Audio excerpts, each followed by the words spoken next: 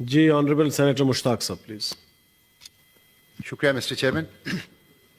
Mister chairman میں اس motion پہ بھی مختصر گفتگو کروں گا لیکن میں جی مختصر اس لیے رکھیں کہ سارے ساتھی بات کرنا چاہتے ہیں تو آپ سب کی مہربانی ہوگی. میں جتنا دو ہفتے کے دورے سے مصر سے کل واپس آیا ہوں جی اور غزہ کی ساحل تک بارڈر تک سرحد تک گیا تھا تو میں نے موشن بھی جمع کی ہے.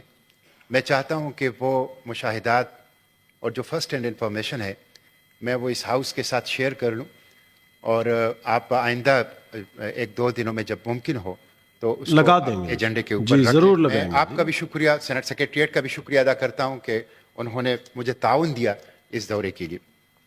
مسٹر چیئرمین یہ جو ایشو ہے بہت اہم ایشو ہے.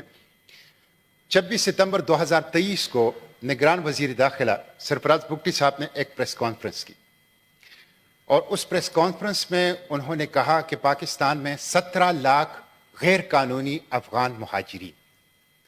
اس پریس کانفرنس میں جو 26 ستمبر 2023 کو کی تھی نگران وزیر داخلہ صاحب نے اس میں انہوں نے کہا کہ پاکستان میں 24 خودکش حملوں میں سے 14 خودکش حملوں میں یہ افغان مہاجرین ملوث ہیں اور انہوں نے 31 اکتوبر تک کی مہلت دی اور 1 نومبر کو سب کو پاکستان سے نکالنے کے لیے ایک کیمپین کا جو ہے وہ آغاز کرنے کا اعلان کیا. مسٹر چیئرمین ایک تو یہ ہے کہ 14 خودکش حملوں میں اگر یہ ملوث ہیں تو یہ تو ایک بہت بڑا سیکیورٹی ایشو ہے.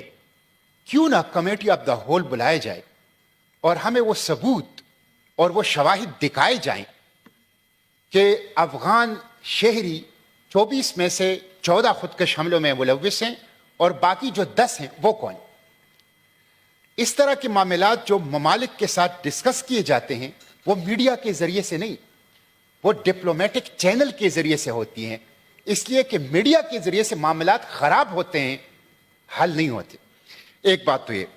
دوسری بات یہ ہے مسٹر چیئرمین کہ 2006 تک پاکستان میں جتنے بھی افغان مہاجرین تھے یہ بات نوٹ کرنے کی ہے ان کے لیے کسی بھی دستاویز کی ضرورت نہیں تھی 2006 تک.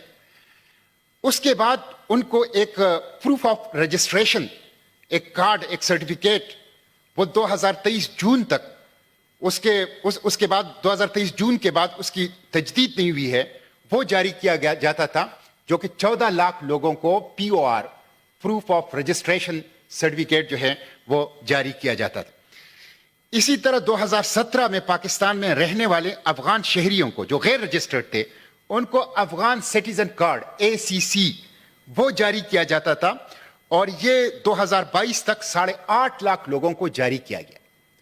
اب اگر ACC اور POR وہ ایکسپائر ہو چکے ہیں اور اس کی تجدید آپ نہیں کر رہے تو یہ تو ان کی غلطی نہیں ہے وہ تو غیر قانونی نہیں ہے وہ تو قانونی تھے.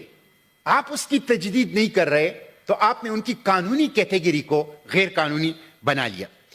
اسی طرح مسٹر چیئرمین میں عرض کروں کہ 2021 میں طالبان حکومت آنے کے بعد 6 لاکھ افغان پاکستان آئے ہیں. کیوں آئے؟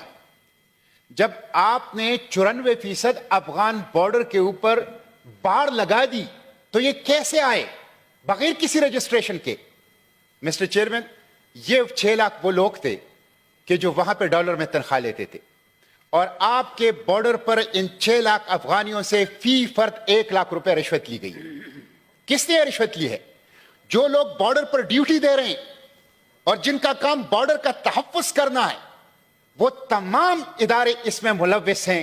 آپ 6 لاکھ افغانوں سے فی فرد 1 لاکھ روپے لے یہ کتنا قوم کا پیسہ ضائع ہو رہا ہے. تو آپ نے خود ان کو اندر آنے کی اجازت دی. مسٹر چیئرمین اس وقت UNHCR کے مطابق جو رجسٹرڈ افغان ہیں پاکستان میں وہ 13 لاکھ ہیں. میں یہ کہوں گا مسٹر چیئرمین کہ ایک خارجہ پالیسی ہوتی ہے دوست بنانے کی. ہماری کیسی خارجہ پالیسی ہے؟ ہم تو دوستوں کو ناراض کر رہے ہیں ہم تو ان لوگوں کو ناراض کر رہے ہیں جو ہمارے ساتھ کھڑے تھے ان کو ناراض کر رہے ہیں.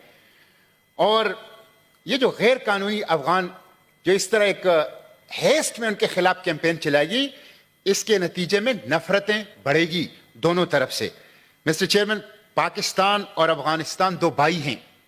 ہم تاریخی رشتوں میں ہیں جغرافیے کے دین کے زبان کے تہذیب کے ثقافت کے.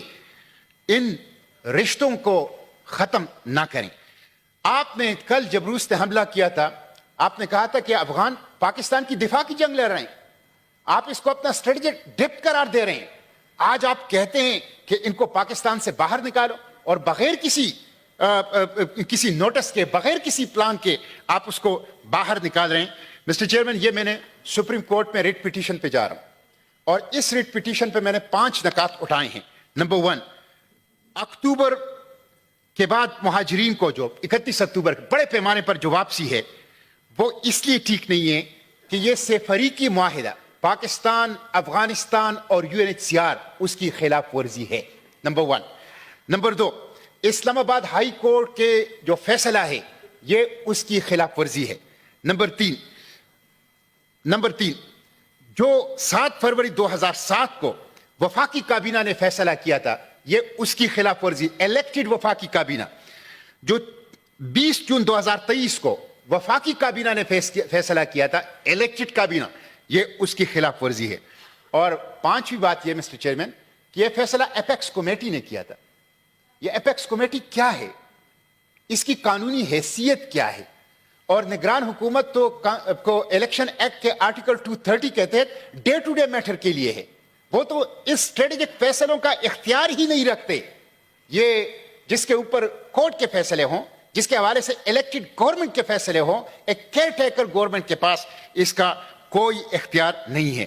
اس لیے مسٹر چیئرمین بشری حقوق کی بڑی پیمانے پر خلاف ورزی ہوئی ہے, ان کے کاروبار پر قبضہ کیا گیا ہے, پولیس نے, لا انفورسمنٹ ایجنسی نے ان کے ساتھ تشدد کیا ہے, ان کی ہراسمنٹ کی ہے.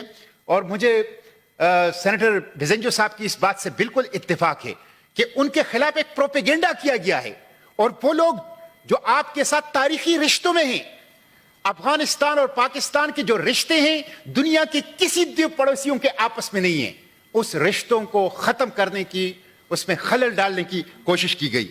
مجھے بہت حیرت ہوتی ہے اور دکھ ہوتا ہے کہ یہاں پہ میڈیا میں کہا جاتا ہے افغانی نمک حرام. آپ نے ان کے سفیر کو پکڑ کر ہاتھ باندھ کے ننگا کر کے امریکیوں کے حوالے کیا, نمک حرام ان کو کہتے ہیں. آپ نے ان کو خلاف لاجسٹک اور انٹیلیجنس شیئرنگ امریکیوں کے ساتھ کی, نمک حرام اس کو کہتے ہیں. آپ نے 57,000 دفعہ آپ کے ایئرپورٹ سے جہاز اڑے ہیں اور افغانستان کے اوپر بمباری کیے, نمک حرام اس کو کہتے ہیں. تو اس طرف بھی کچھ بیوقوف ہیں اور اس طرف بھی کچھ جاہل لوگ ہیں جو اس رشتے کو, دوستی اور تعلق اور محبت کے اس رشتے کو یہ ختم کرنا چاہتے ہیں. ایسا نہ کرے مسٹر چیئرمین, ہماری تاریخی رشتے ہیں, ہم بھائی ہیں, اور آپ اگر یہ کام کرنا چاہتے ہیں بالکل کریں, لیکن آپ اس میں افغان حکومت کو اعتماد میں لیں, UNHCR کو اعتماد میں لیں, اور اس کے ساتھ ساتھ ایک پلان بنا لیں جس میں ساری چیزیں واضح ہوں. اس میں آپ کو فنڈز کی ضرورت ہے, اس میں ٹرانسپورٹیشن کی ضرورت ہے, اس میں آپ کو ایسی مقامات کی ضرورت ہے جہاں آپ لوگوں کو رکھ سکیں. اس لیے مسٹر چیئرمین میں یہ سمجھتا ہوں کہ اس طرح کی چیز نہیں ہونی چاہیے. نگران حکومت کا اس طرح سے کام نہیں ہے. آئندہ الیکٹڈ حکومت کے اس کے اوپر چھوڑنا چاہیے اور باقاعدہ پلان بنائیں جس میں افغان حکومت, UNHCR اور پاکستان آن بورڈ ہو اور اس پلان کے تحت یہ کام کر لیں.